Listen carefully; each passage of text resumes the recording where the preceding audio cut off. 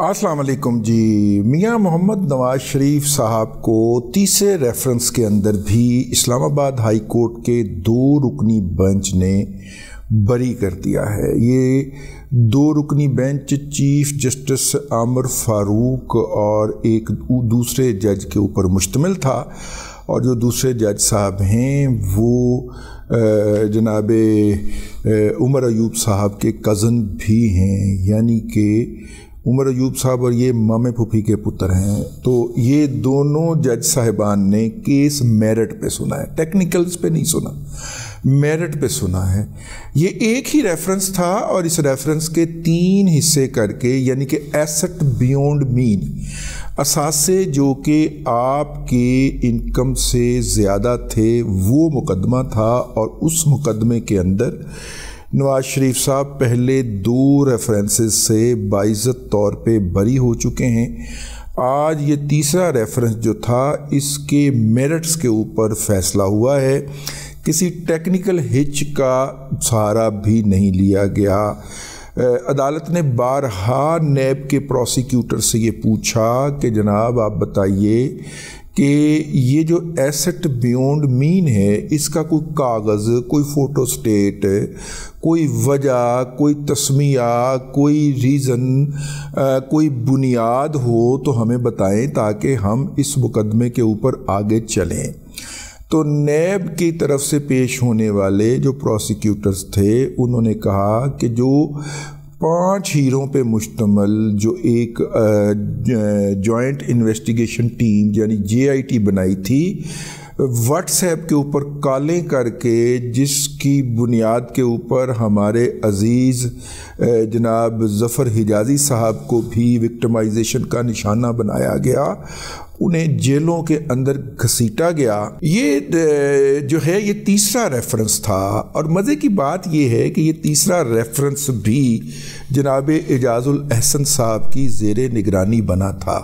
जो 5 हीरे थे JIT के, और जो के फ़ोन के ऊपर जो है वो अज़मत सईद शेख साहब ने बनवाए थे फ़ोन कर कर के। और उस तरह के एक फ़ोन में, जैसे कि मैंने पहले अर्ज़ किया, एक फ़ोन जो था वो ज़फ़र हिजाज़ी साहब को भी गया था, और उन्होंने जब वो वाले जो है वो हीरे देने से इनकार किया तो उनको भी मुकदमात के अंदर उलझा दिया गया। बेचारे पिछले दिनों ही उन मुकदमात से बरी हुए हैं बाइज़्ज़त तौर पे। ये जो हीरे बनाए थे, उन हीरों में से का जो सरबराह था, जो चीफ हीरा था, उसका एनालिसिस था कि जी मुझे लगता है, यानी देखिए इनके पास जितने भी नमूने थे ना, उनको लगता था वो एक प्यारे अफजल होते थे। वो APP से APP से जनाब फेडरल गवर्नमेंट से KP गवर्नमेंट से इलेक्शन कमीशन के अंदर डिप्टी सेक्रेटरी वो जो साहब बन के आए थे, उनको भी लगता था पिछले इलेक्शन के अंदर कि 2013 में धांधली हुई है। सबूत उनके पास कोई नहीं था, और उन्होंने ये बात पाकिस्तान के अहम TV चैनल यानी कि जियो के ऊपर बैठ के बबांगे दोहल कही कि मुझे लगता है कि धांधली हुई है। उन्होंने कहा जी आप इलेक्शन कमीशन के अंदर बैठे हुए थे, आला ओहदेदार थे, आप ये बात कैसे कह सकते हैं कि आपको लगता है? आपके सामने जो कुछ हो रहा था, आप कम से कम उसकी तो पूरी तरह गवाही दे सकते हैं कि क्या हो रहा था। उन्होंने कहा सबूत मेरे पास कोई नहीं। उन्होंने कहा चले आप ज़ुबानी बता दीजिए कि क्या हुआ था। उन्होंने कहा ये नहीं पता मुझे क्या हुआ था, बस धांधली हुई थी। ये बस जो बस धांधली हुई थी ना, यही करैक्टर थे जनाब ये जो वाजिद ज़िया साहब थे।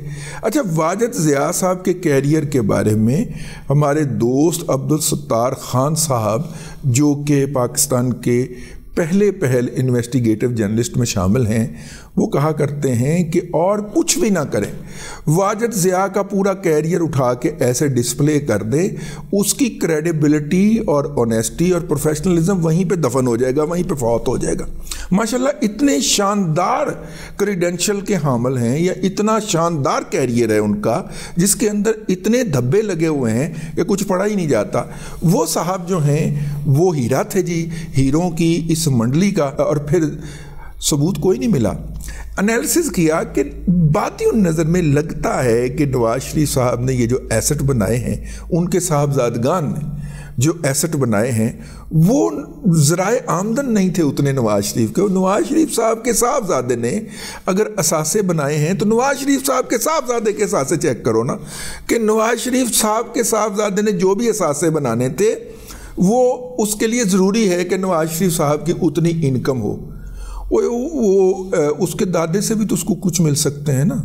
اس کے دادے نے اس ملک کے اندر 72 صنعتیں قائم کی تھی, 72, جن کے اندر sugar mill, steel mill, engineering, textile کے یونٹ شامل ہیں. اس کے پاس اتنے بھی پیسے نہیں ہوں گے کہ وہ باہر جا کے بینک سے قرضہ لے کے اور ایک سٹیل مل لگا سکے. اتنے بھی نہیں ہوں گے. کچھ خدا کا خوف کریں. لیکن چونکہ خدا کا خوف نہیں تھا, خوف اور بغض اور تعصب کسی اور چیز کا تھا کہ یہ جب ماڈل ٹاؤن کے اندر رہا کرتے تھے تو ہمارے گھر کے آگے سے گزرتے ہوئے ہارن ذرا زور سے پاں پاں کیا کرتے تھے. اے تعصب سی, اور کا تعصب سی.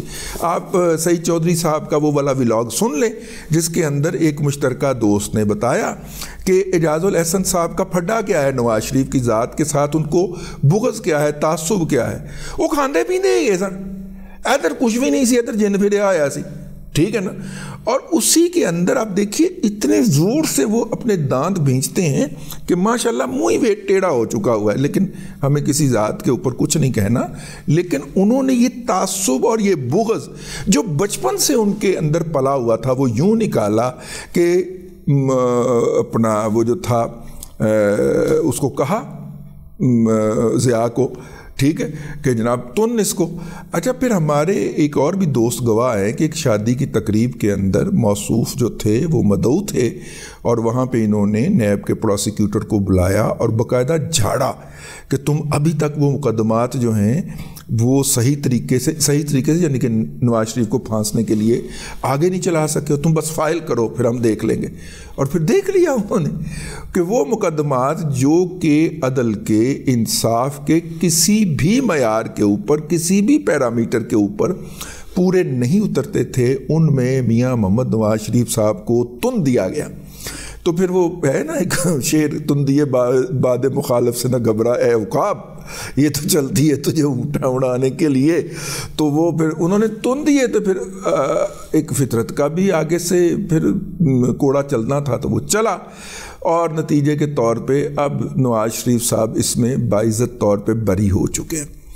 اب ان کے الیکشن کا راستہ کلیئر ہو گیا ہے, خاص طور پہ ان آبزرویشن کے بعد جو کہ ایک ایم پی ممبر صوبائی اسمبلی تھے میرا خیال گلباشا آفریدی, وہ آئے تھے اپنی تاحیات نااہلی کے خلاف سپریم کورٹ میں. تو چیف جسٹس نے اس کے اوپر تاحیات نااہلی کا جو قانون سازی ہو چکی ہوئی ہے اور جو اس وقت سپریم کورٹ کا آرڈر موجود ہے, دونوں آپس میں لگا نہیں کھاتے, دونوں کنفرنٹنگ ہیں. تو ان کے حوالے سے ایک بینچ بنانے کے لیے انہوں نے اس 3 رکنی کمیٹی کے سامنے وہ بھیجوا دیا ہے کہ جناب بینچ بنا دیا جائے تاکہ ہم فیصلہ کریں کہ سپریم کورٹ کا آرڈر جو ہے وہ میدان میں ایکٹ کرے گا یا پارلیمنٹ نے جو قانون سازی کر دی ہے وہ ایکٹ کرے گی. تو نتیجے کے طور پہ یہ لازم ہے کہ میاں محمد نواز شریف صاحب جو ہیں ان کے حق میں یہ فیصلہ آئے, اور یوں انتخابات کے روز جب وہ کاغذات نامزدگی داخل کریں تو ان کے مخالفین ان کے اوپر یہ الزام نہ لگا سکیں یا اعتراض نہ لگا سکیں کہ وہ تاحیات نااہل ہو چکے ہیں. یہ تو ہے اس حوالے سے. لیکن دیکھیے اس دوران نواز شریف صاحب کا تو جو ذاتی نقصان ہوا جو ہوا, ان کی جو محبت تھی, پہلی اور آخری محبت جو تھی میاں نواز شریف کی, مرحومہ کلثوم نواز شریف صاحبہ, وہ ان کو داغ مفارقت دے گئیں, اور وہ جس حالت میں گئیں کہ وہ انہیں رخصت بھی نہ کر سکے. آخری وقت میں ان کے پاس نہیں تھے. بندے کو بڑی تکلیف ہوتی ہے, پوری عمر کی جو محبت ہوتی ہے. اور لیکن ان کی صاحبزادی کو پکڑا گیا, جیل میں ڈالا گیا, پھر وہ جلا وطنی میں چلے گئے, اور جلا وطنی کے بعد اب جب وہ واپس آئے ہیں تو سوشل میڈیا کے جعلی ٹرینڈز کے ذریعے ان کی ذات کے اوپر جو کیچڑ اچھالا جا رہا ہے اس سارے کیچڑ کا وجہ وہ نگران جج صاحب ہیں جنہوں نے اس پوری بد عملی کی، بد عمالی کی اور گناہ کی. یہ گناہ ہوا ہے جی. کسی کے خلاف بہتان جو ہے وہ بہت بڑا گناہ ہے، اور اس بہتان کو باقاعدہ قانون کا غلاف پہنانا پیشہ ورانہ بددیانتی ہے. اب بعض لوگ جو کہہ رہے ہیں کہ جناب جن کی نگرانی کے اندر یہ مقدمات اپنے منطقی انجام کو پہنچے، ان کے اندر کم از کم اتنی اخلاقی جرت تو ہونی چاہیے کہ وہ اپنے عہدے سے مستعفی ہو جائیں. اگر ان کے اندر اتنی اخلاقی جرت یا ظرف ہوتا تو وہ یہ حرکت کرتے ہی کیوں؟